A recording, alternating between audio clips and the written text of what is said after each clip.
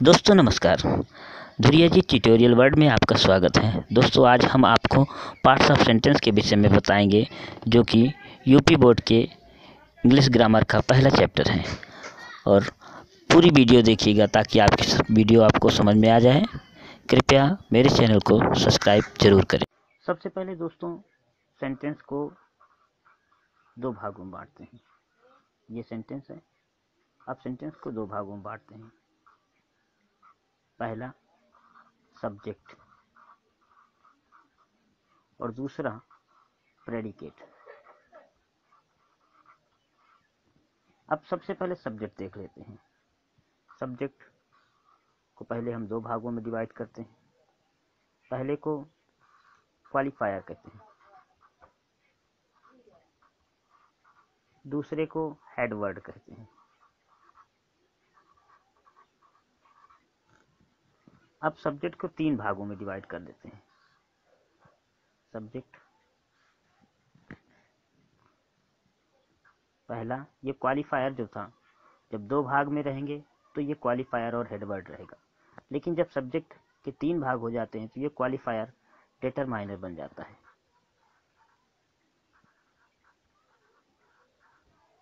एक और आ गया एडजेक्टिव, यानी विशेषण।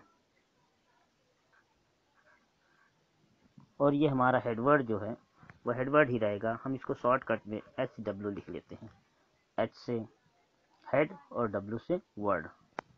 अब सब्जेक्ट को हम तीन भागों में बांट चुके हैं। सॉरी, अब सब्जेक्ट को हम चार भागों में बांटते हैं। अब ये पहला था हमारा जो डिटरमाइनर था, वो डिटरमाइनर ही है।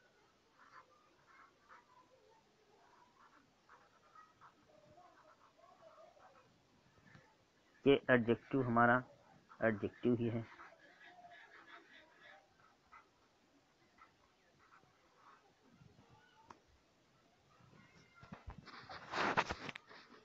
और ये हमारा HW अर्थात हेडवर्ड ही है। अब चौथा जो आया है उसका नाम है एडजेक्टिवल फ्रेज। क्या नाम है? Adjectival phrase.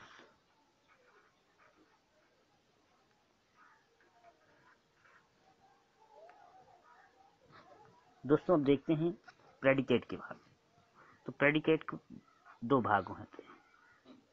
पहला वर्ब, दूसरा ऑब्जेक्ट। और इसके अलावा जो वाक्य में होता है वो होता है कॉम्प्लीमेंट।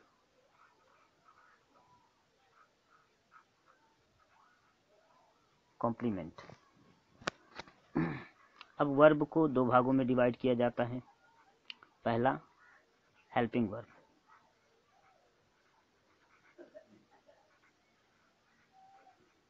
दूसरा मेन वर्ब।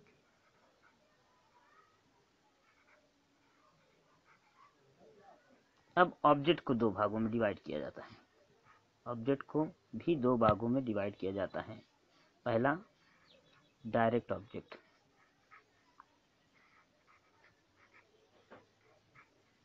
दूसरा इनडायरेक्ट ऑब्जेक्ट।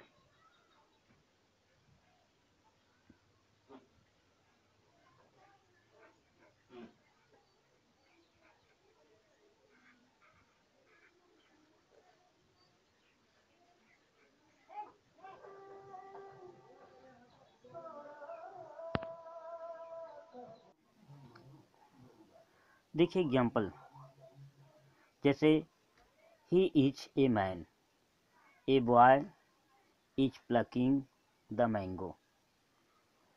तीसरा a tall boy is plucking mango. चौथा that tall boy sitting in the middle is Ramesh's brother. पहला जैसे ही इज ए मैन, वह एक आदमी है।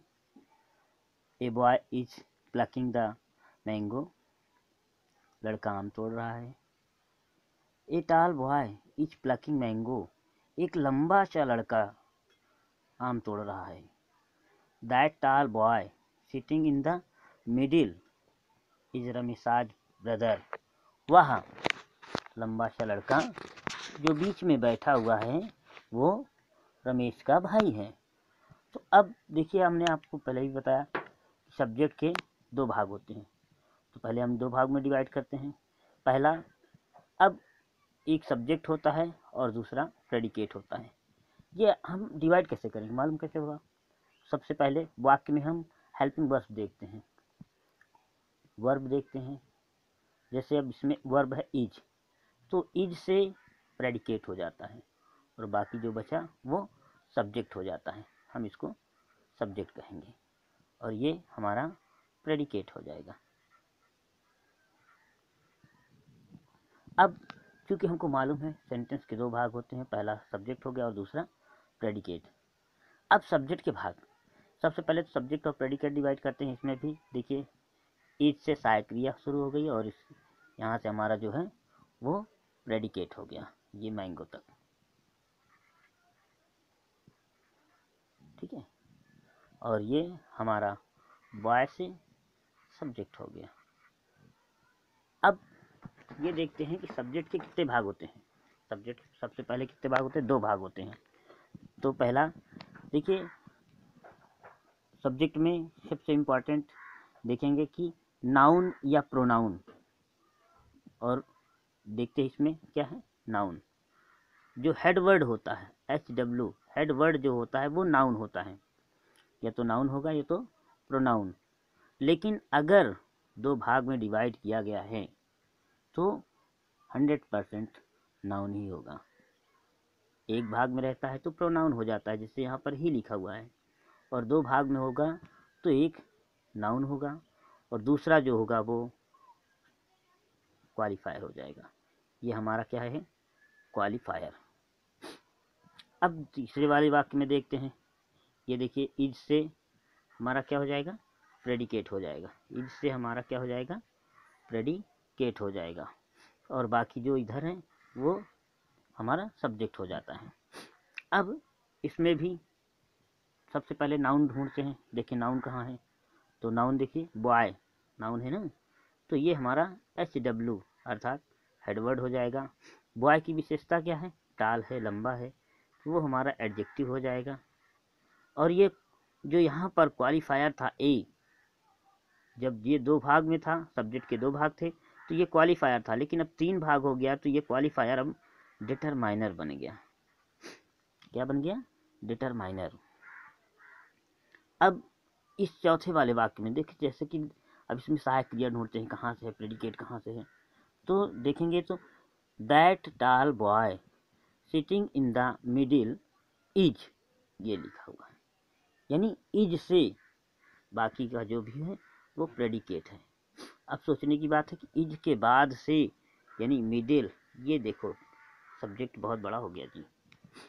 इसका मतलब अभी देखिए, इसमें एक था तो एक सब्जेक्ट हुआ, सब्जेक्ट हुआ केवल।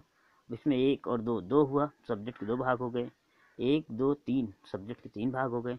अब क्या इसमें चार से ज़्यादा हो गए क्या भाई? एक दो तीन, इसमें चार से ज़्यादा हो गए, एक दो तीन चार छः सात, नहीं, सब्जेक्ट केवल कम से कम एक और ज़्यादा से ज़्यादा चार हो सकता है।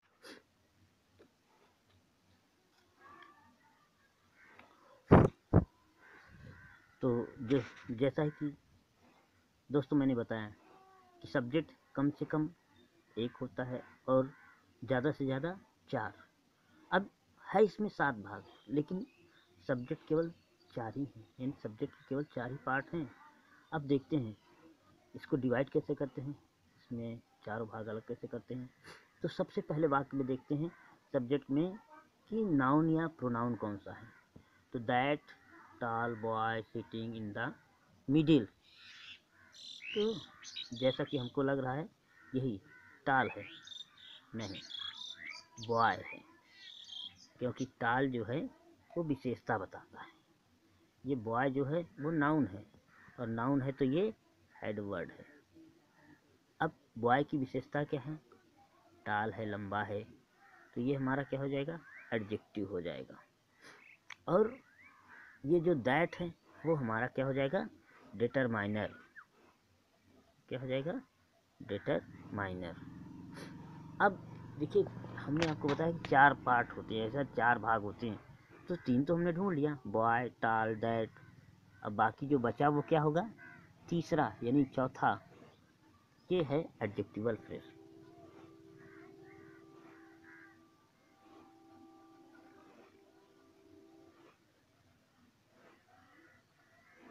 ठीक, और बाकी का ये प्रेडिकेट है ही। तो दोस्तों अभी तक हमने प्रेडिकेट के यानी सब्जेक्ट के पार्ट को के विषय में देखा था। अब हम देखेंगे प्रेडिकेट के पार्ट के विषय में। तो पहला, जैसे he gave him a gift. जैसे दूसरा, आई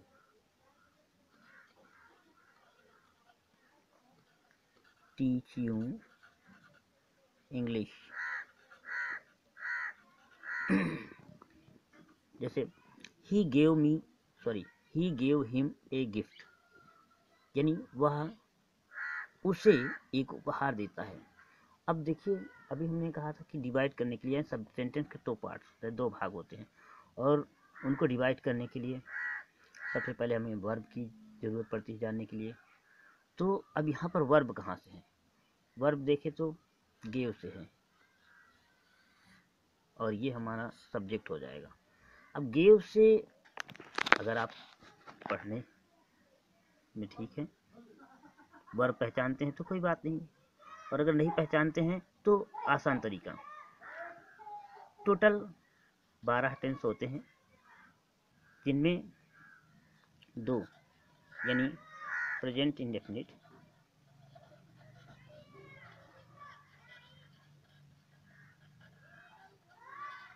और पास्ट इंडेफिनिट।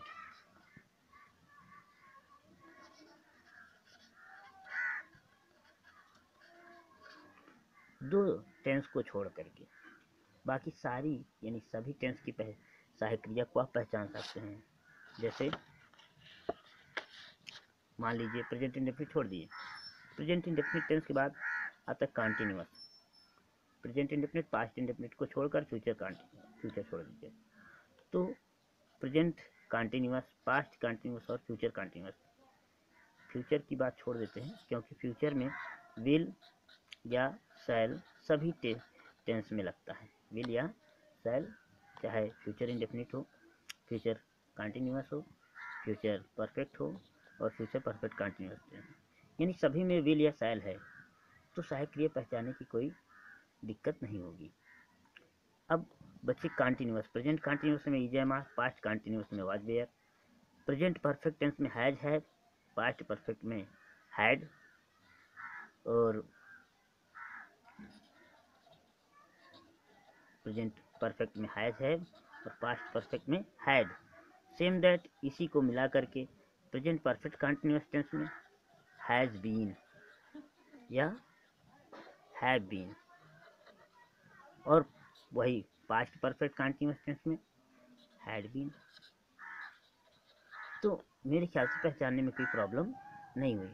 अब बाकी 2 ही टेंस में यानी प्रेजेंट इंडेफिनिट और पास्ट इंडेफिनिट में सहायक क्रिया नहीं होती है, क्योंकि प्रेजेंट इंडेफिनिट में वर्ब का फर्स्ट फॉर्म लगता है और पास्ट इंडेफिनिट में वर्ब का सेकंड फॉर्म लगता है। अगर गिव लिखा होता तो ये वर्ब का फर्स्ट फॉर्म है, और यहाँ पर गेव लिखा है, इसका मतलब सेकंड फॉर्म है, तो ये हमारा वर्ब है।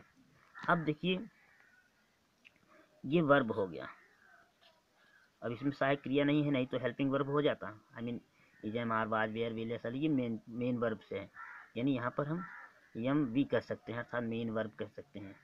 अब हमें ऑब्जेक्ट ढूंढना है, क्योंकि सब्जेक्ट हो गया, ये हमारा सब्जेक्ट हो गया और ये वर्ब हो गया। अब सब्जेक्ट और वर्ब को मिला के एक और छोटा सा सेंटेंस बनाते हैं।